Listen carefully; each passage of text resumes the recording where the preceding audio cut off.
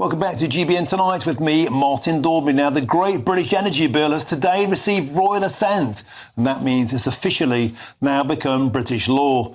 And the Act establishes the UK's new state-backed energy firm, backed by £8.3 billion of your money. That's right, it's bankrolled by the British taxpayer. However, earlier this year, the GB Energy chair, Jürgen Mayer, admitted it could take up to 20 years to meet the target of employing 1,000 people and declined to give even a timeline when the company might finally lower our energy bills. So will this multi-billion-pound gamble pay off, or is it just a load of hot air, enough hot air to power an army of turbines?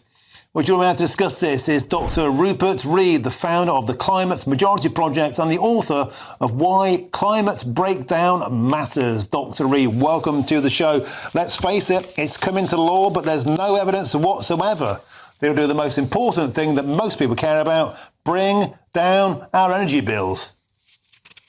Well, basically what this new law is about making it easier for this country to have renewable energy like wind and solar. And wind and solar are now the cheapest forms of energy there is. So it seems to me that in that way, it makes quite clear sense.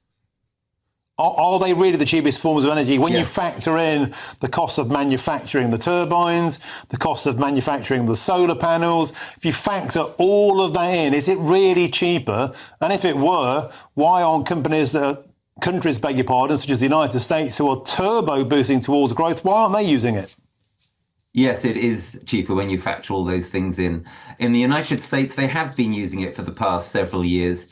Biden made a far larger investment than Starmer has made, actually, in renewables. Trump is turning that around, unfortunately. That's not for any economic reason. That's simply because he's a cheerleader for fossil fuels in an incredibly stupid and short-sighted way. Why is it incredibly stupid and short-sighted when they have energy bills that we can only dream of in the United Kingdom? Why is it, if net zero, the pursuit of the ideology, is so blessed, so welcome, why does the United Kingdom have the most expensive energy prices in the Western world? That is a good question. The answer is complicated, but the biggest single part of the answer is that the energy companies are ripping us off. So I suggest that rather than criticize renewable energy, you go to the companies that are ripping off ordinary taxpayers. Well, let's think about that, because Chris O'Shea is the CEO of Centrica, which is the parent company of British Gas, said today net zero will definitely not reduce the price of electricity.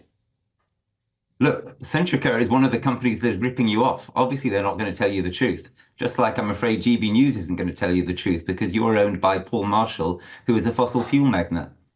Stop playing the man and play the ball. People care about cheap energy. We were told our bills would be £300 a year, better off, cheaper, by Ed Miliband before the election. They're going up and up and up, and the zealotry is one thing. The reality is the bills aren't getting any cheaper. That's what people truly care about.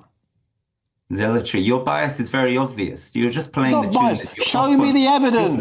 When will our bills get cheaper? Your boss wants you to play. I come on this channel quite often, and every single time it's the same story.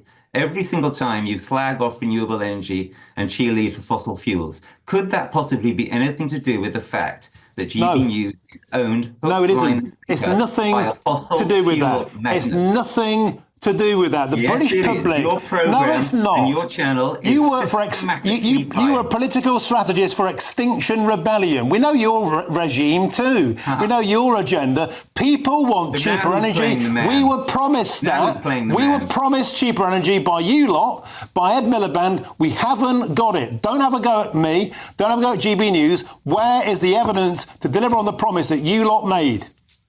You just contradicted yourself. You said play the man, not the ball, and then you started playing the man. You started the game, mate. It takes two to tango. Where are the cheaper bills? Your channel has no integrity. You have no integrity. You can't answer the question, can you? You can't answer the question, and so you're going for me. Renewable energy is consistently now the cheapest form of energy in this country. Wind is the When? cheapest of all by far. Nuclear is way more expensive. Fossil is much more expensive. So when do Are our you bills, interested in when facts, do or our are you bills just go down? interested in making stupid accusations? When do our bills go down then? Next year? Well, our bills will go down Next when we actually decade? get serious Before the about this. unicorns This government fly? is not going nearly far enough in terms of bringing in renewable energy and in terms of retrofitting our houses. We're heating the sky. Many of our houses do not have loft insulation. Where's the investment going into that? Why don't you ask the government that question rather than criticizing them when they actually do something useful? OK, we'll leave it there. Dr Rupert Read, the founder of the Climate Majority Project. I think we achieved something there.